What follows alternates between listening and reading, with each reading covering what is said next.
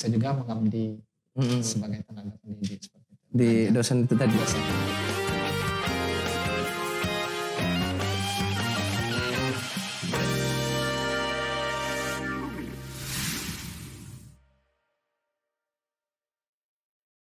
Baca. Itu harus dipaksa. Harus dipaksa gitu. Itu buku apapun misalnya. Jadi kalau tidak dipaksa itu tidak akan bisa. Apalagi zaman sekarang zaman HP. Semuanya sudah tertuju di HP. Di HP ini adalah apa?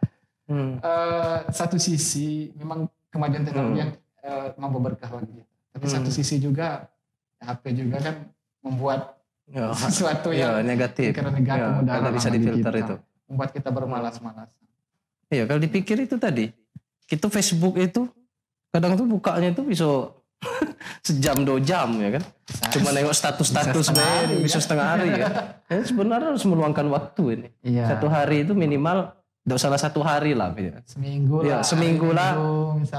4-5 halaman lumayan. Ya kan dapat informasi baru kan. Ini siapa ini? Oh, itu salah satu guru besar di Universitas Hasanuddin. Ini awak ini? Iya. Jadi ke bulan Oktober November ya kemarin kita kan diberikan kesempatan untuk short course kayak gitu ya, kursus pendek di Universitas Hasanuddin. Jadi di sana semacam kuliah ya, kita kuliah ulang lah ya, kuliah lagi kerjasama BPS sama Unhas Universitas Hasanuddin di Makassar. Jadi itu salah satu guru besar. Nah di buku ini Boy, jadi seperti saya tadi sampaikan bahwa saya memposisi saat ini sebagai seorang aparatur sipil negara. Jadi tugas ASN itu sebetulnya tidak hanya melayani masyarakat, tapi ada tugas lain yang saya pikir itu lebih mulia. Itu bagaimana mengedukasi masyarakat dengan pengetahuannya. Nah, makanya di buku ini ada beberapa hal yang saya angkat. Misalnya soal saat ini yang paling paling cukup seksi lah isunya. Soal dana desa. Bagaimana misalnya saat ini dana desa itu menjadi sebuah bumerang. Di satu sisi dia menjadi semacam stimulan pembangunan. Iya, memang mendatang kesejahteraan bagi masyarakat. Harus kita akui karena dia langsung ke desa. Tapi di satu sisi juga ini menjadi semacam mudaratnya. Mudaratnya kenapa? Ada beberapa kasus karena dana desa ini kan digelontorkan dalam triliun rupiah, uang besar. Sementara kadang-kadang perangkat desa kita kan tidak siap seperti itu. Nah, kadang sifat manusia juga kita kadang-kadang tergagap melihat uang seperti ini. Nah, coba lihat beberapa kasus seperti ini. Di Bengkulu saja ada beberapa kasus yang kepala desa atau perangkat desanya itu terjebak dalam penyalahgunaan dana desa. Penyebabnya saya sampaikan di sana sebetulnya ada 2. Yang pertama, memang kehidupan sekarang, kondisi saat ini, memang menuntut kita untuk menjadi budaya kita serba instan. Termasuk ingin kaya juga ingin kaya instan. Ya, tapi kan bukannya ada peran dari inspektorat, peran dari BPKP. Sisi lain. Sisi lain. Jadi ini dari dalam manusia. Bahwa kita ingin ingin cepat kaya cepat, kemudian ingin mendapat keuntungan lebih besar segala macam. Karena kenapa? Misalnya malu lah misalnya seorang kepala desa masih pakai motor misalnya, sementara warganya udah pakai mobil semua. Nah, ini kadang-kadang menjadi sebuah pemicu. Tapi tidak semua kepala desa kan. Ya, banyak kepala desa yang bagus. Nah, yang kedua, ada hal lain yang menjadi pemicu. Saya kupas di buku itu adalah soal keterbukaan informasi. Jadi sumber korupsi atau sumber penyalahgunaan itu sebetulnya karena tertutupnya informasi. Bukan tidak akuntabel lah, tidak terbuka ya. Ya. Padahal kalau kita bicara misalnya Undang-Undang 14 2008 soal keterbukaan informasi publik, itu dana desa itu boleh, boleh dibuka, harus dibuka berapa dananya, berapa penggunaannya, bahkan kalau perlu itu diumumkan di balai-balai desa, di baliho misalnya. Ini penggunaannya untuk apa, dana kemana. Nah, kalau sudah ada informasi seperti itu, maka peluang celah untuk bermain itu kecil kemungkinan. Itu soal soal korupsi misalnya. Kemudian saya bicara juga soal misalnya Di sana soal Bengkulu. Ya, salah satu. Nah, ini asik. Ya, misal permasalahan Bengkulu misalnya di bidang ekonomi misalnya ya. Sebetulnya Bengkulu ini banyak potensinya. Misalnya kan, potensi Bengkulu ini banyak sekali. Tapi kenapa misalnya beras saja kita mengimpor dari provinsi tetangga? Kalau dulu di Seginim itu terkenal itu beras Seginim. Beras Seginim. Sekarang coba dicek di pasar, ada beras dari Padang, misalnya dari dalam segala macam. Padahal kalau kita telisik lebih dalam, kita tracking, sebetulnya Bengkulu ini surplus. Surplus istilah itu gabah kering. Surplus gabah kita itu. Ini hasil beras padi kita itu surplus kita, lebih. Surplus ini artinya dari jumlah penduduk kita kira-kira lebih mencukupi. Mencukupi kebutuhan kita bahkan lebih. Ini surplus gabah. Tapi permasalahannya ternyata gabah ini selama ini itu diekspor keluar provinsi tetangga. Mungkin tidak ada pengolahan, kita tidak ada misalnya. Tidak, bukan di Bulog kan ada mesin Bulog, tidak? Enggak, tidak sesederhana seperti itu. Jadi mungkin juga kan ini soal persaingan harga juga, penjualan kan. Jadi kan ini banyak sisi dimensi lainnya. Nah makanya gabah kering kita ini diekspor ke provinsi tetangga, misalnya ke Lampung, ke Sumatera Barat, kemudian ke Sumsel. Nah kemudian hasil olahan tadi berasal diekspor lagi ke Bengkulu. Oh, ya wajar nih harganya mahal. Artinya kalau orang ekonomi ya, saya bukan orang, tapi kalau orang ekonomi di sana kan ada margin selisihnya kan luar biasa kan. Kita jual padi sama kita beli beras, pasti lebih mahal kita beli beras. Tidak, kalau itu mungkin salah satu faktornya. Ya. Nah, ini kepalangan karena lama kita diskusinya.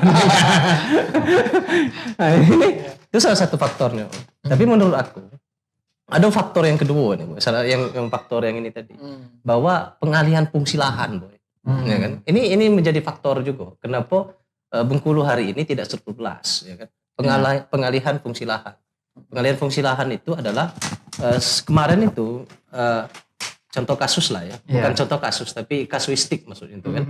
Ini di daerah Seluma itu sudah banyak itu pengalihan fungsi lahan itu, Boy. Ya kan, dari yang persawahan dibuat tanam sawit, ya kan, karena melihat harga sawit yang ini. Nah, yang menjadi sebuah pemikiran aku ini yang kacau lagi ini, bukan kacau, tapi maksudnya ada yang agak kurang pas lah. Ketika nanam sawit itu di dataran rendah, ya kan? Seharusnya sawit ditanam di dataran tinggi, ya kan? Seharusnya sawit itu ditanam di dataran rendah. Nah, karena itu tidak tahu juga apa maksudnya dari masyarakat, ya kan? Artinya memang proses pengedukasian kepada masyarakat bagaimana untuk menjadikan beras ini sebagai surplusnya juga di Bengkulu, ini penting juga ini, Boy. Dan regulasi pemerintah juga, ya kan? Untuk bagaimana mengatur sebuah regulasi persawahan itu tidak boleh lagi dialihfungsikan lagi menjadi perkebunan, ya kan? Ya kan? Nah, ini karena beras ini adalah kebutuhan pokok, ya kan? Di kita ini kan. Nah, ini faktor menurut aku salah satu faktor juga kenapa beras itu. Dan mungkin bolehlah awak kan sebagai abdi negara, cuman gini juga dengan Bulog misalnya. Jadi yang awak sampaikan tadi soal alih fungsi lahan sebetulnya saya sindir juga, sampaikan juga di buku ini. Ada judulnya ini, di bagian ini, Mbah Satyo dan Potret Senja Perjuangan Pak Tani. Nah, jadi salah satu permasalahan petani kita, petani Indonesia saat ini umumnya ya. Yang pertama yang disampaikan tadi, bahwa berdasarkan hasil sensus pertanian tahun 2013 ya. Tahun 2013 kan sensus itu 10 tahun sekali. Nanti 2023 kita akan dilakukan lagi sensus pertanian.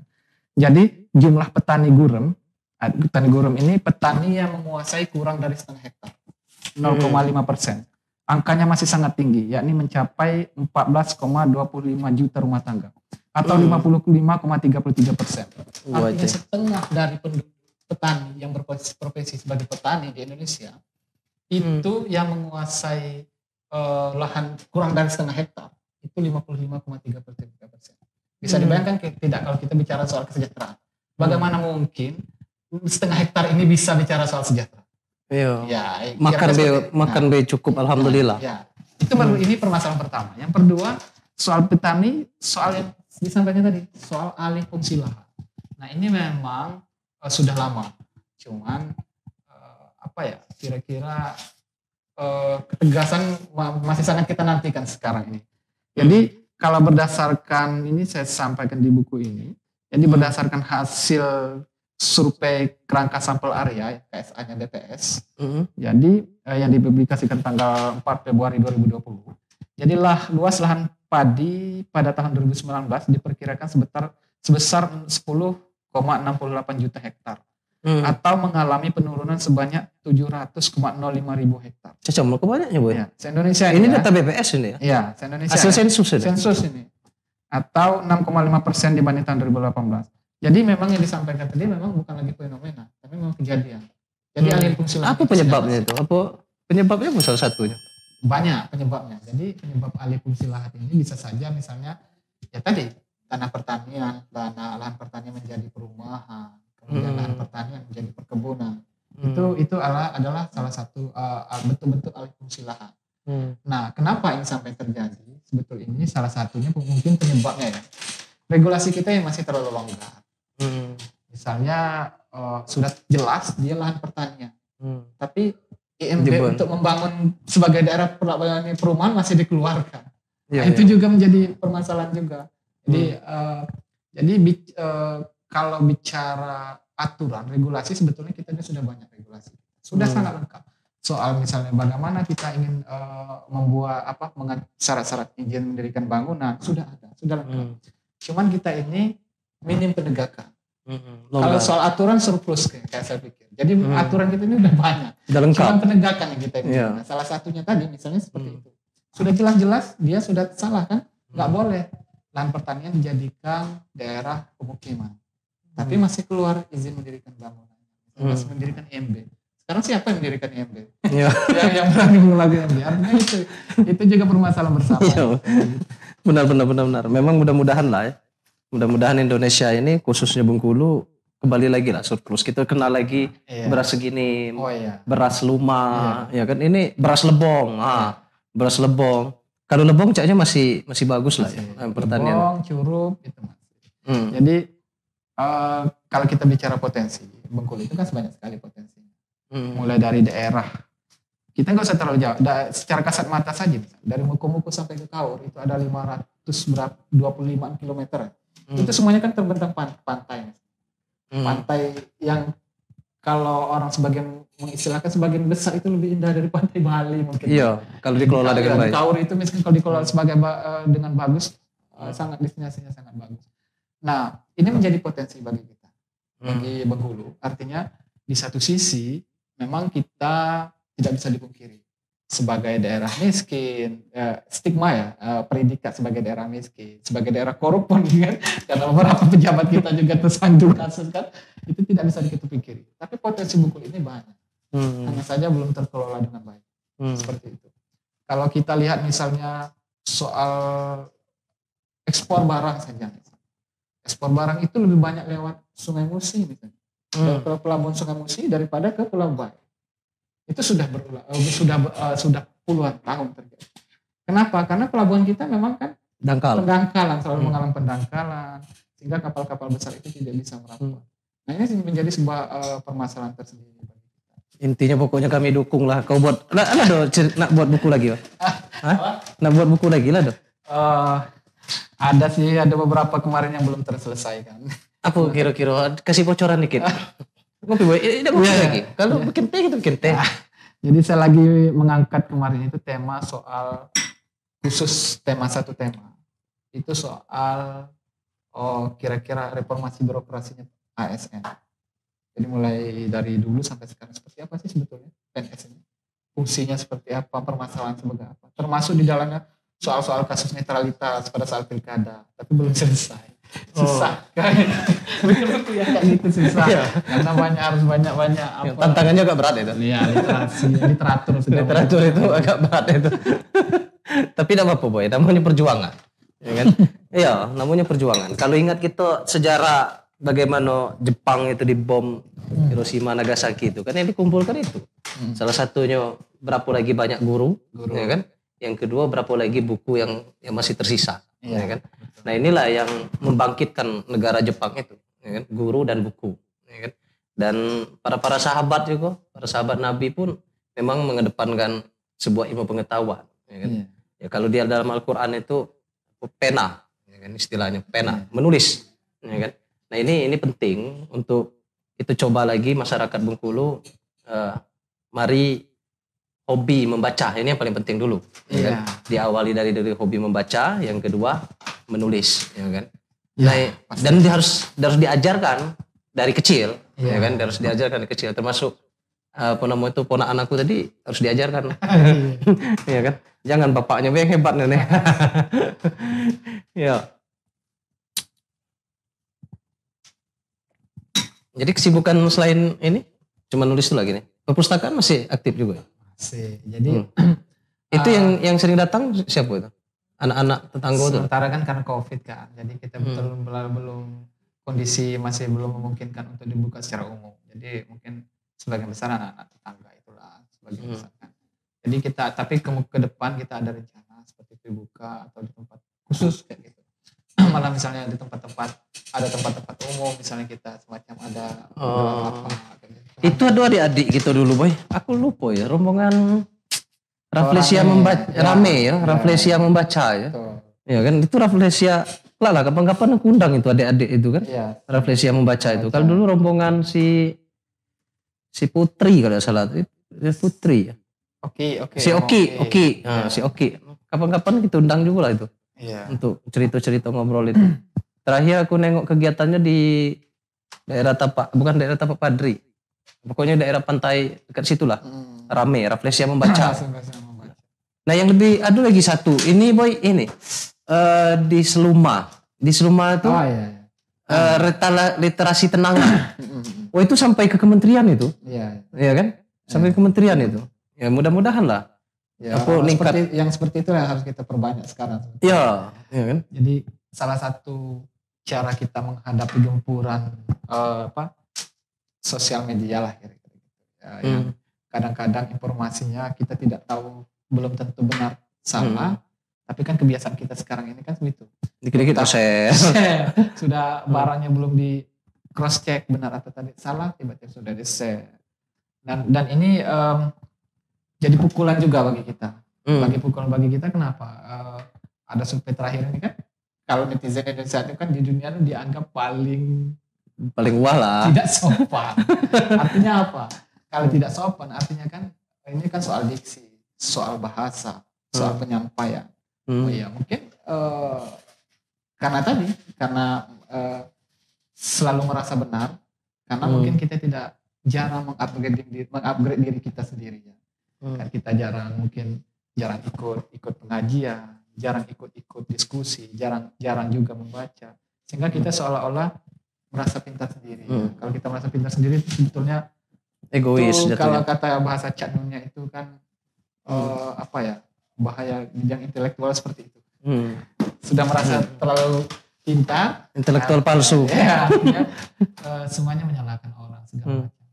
Padahal dalam konsep belajar itu kan tidak ada kata-kata batas. Semakin kita membaca, semakin kita belajar, sebetulnya semakin merasa kita itu bodoh. Iya, benar. Karena kita, ternyata banyak pengetahuan yang belum saya miliki seperti itu.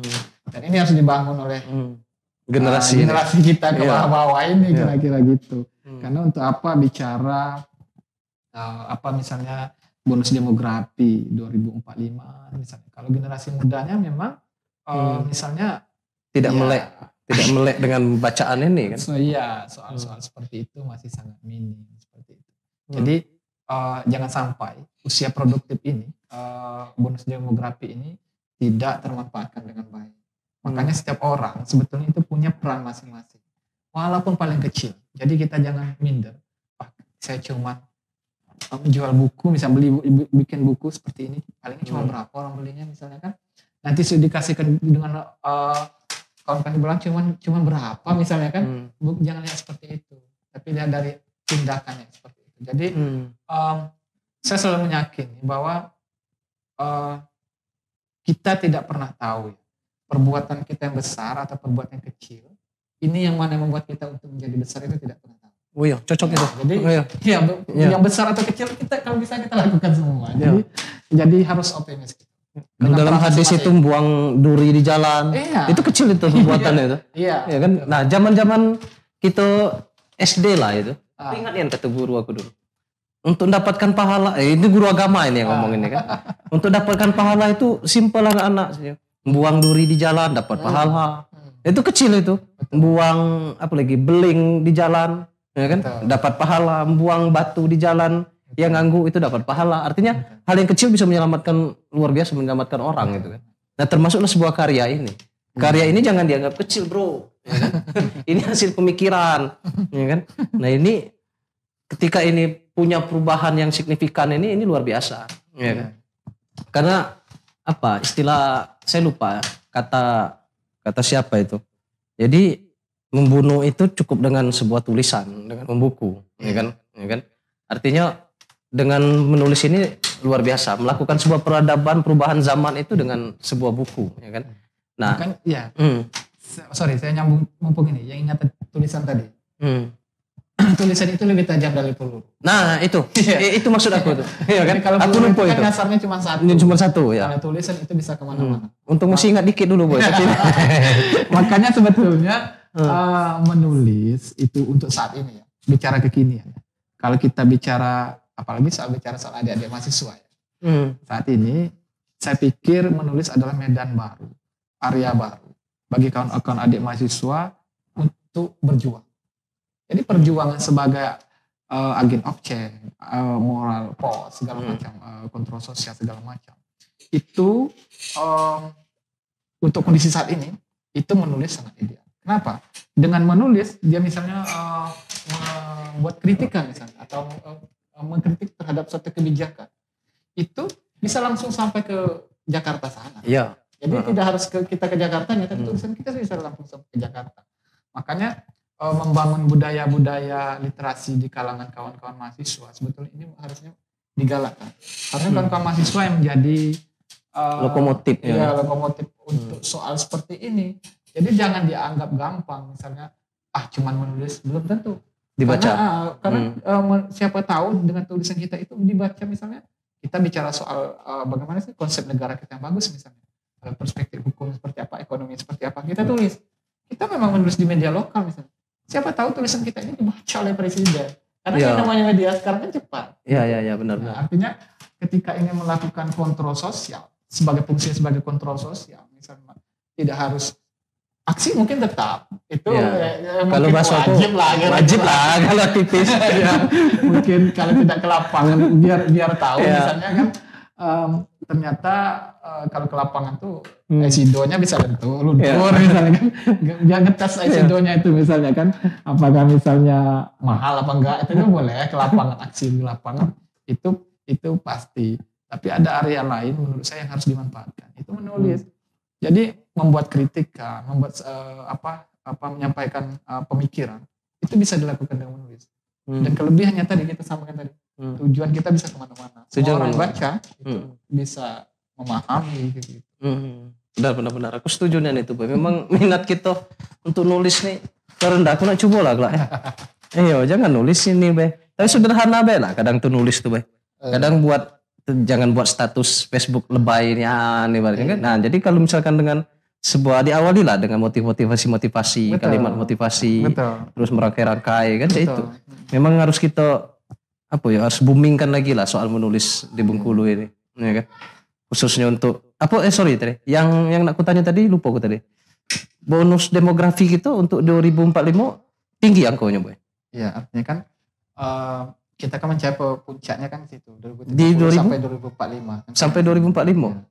2030 sampai 2045 itu aslinya puncaknya ya. Kan sekarang kan kita sudah masuk ke fase bonus demografi. Jadi fase kalau di Asia gitu, di Asia termasuk luar biasa, termasuk tinggi ya bonus demografi. Ini kan semacam modal bagi bangsa Indonesia kan, bagi bangsa kita seperti itu. Nah, cuma ini harus dimanfaatkan oleh kita semua lah ya. Bagaimanapun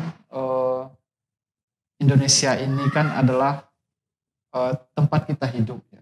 Rumah kita. Rumah besar kita. Jadi dengan peran apapun, jangan sampai nanti kawan-kawan, khususnya kawan-kawan yang masuk lingkup bonus, termasuk kita juga, masih muda kita nih. Generasi milenial. Masih muda kita, belum tua kita. Jadi dengan perannya masing-masing bisa berbuat untuk Indonesia, untuk buku paling kecil.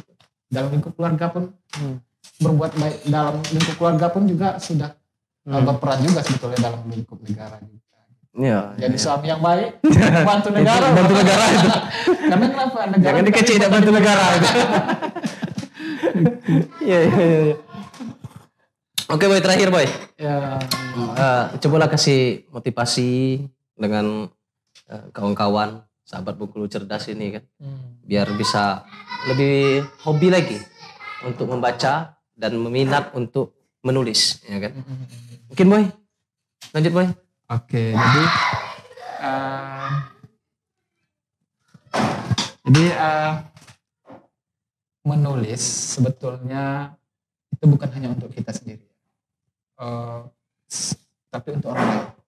Kita menulis kan otomatis kita mengupgrade diri kita sendiri, kemampuan diri kita otomatis dituntut orang untuk belajar. Paling tidak kita membaca, karena kalau tidak membaca kita agak susah membuat tulisan, merangkai kira-kira diksi atau isu ataupun permasalahan yang kita sampaikan.